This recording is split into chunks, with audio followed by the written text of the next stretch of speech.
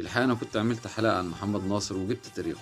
رأيه النهاردة ملوش دعوة ببكرة أساسا، واللي بيشتمه النهاردة بيشكر في بكرة، واللي بيشكر في النهاردة بيشتمه بكرة، وهي ماشي. موقع نتسيب الإسرائيلي الاستخباراتي الإسرائيلي نشر صورة جوية لقصر السيسي في العاصمة الإدارية الجديدة.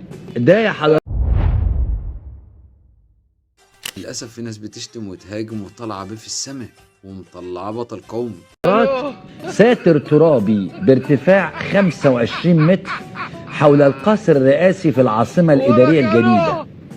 يعني عشان بس تبقى فاهم الليلة إن قصر السيسي في العاصمة. وبعدين أنت بتقول عليه قصر السيسي ليه؟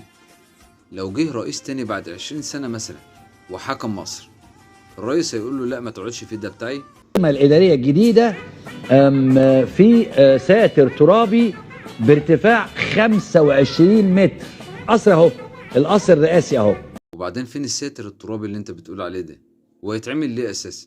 خط برليف 2 بتاع السيسي. شايف القصر فين؟ في النص اهو. علما بانه الساتر الترابي اللي كانت عاملاه اسرائيل على ضفة القناة ابان حرب اكتوبر كان ارتفاعه 22 متر.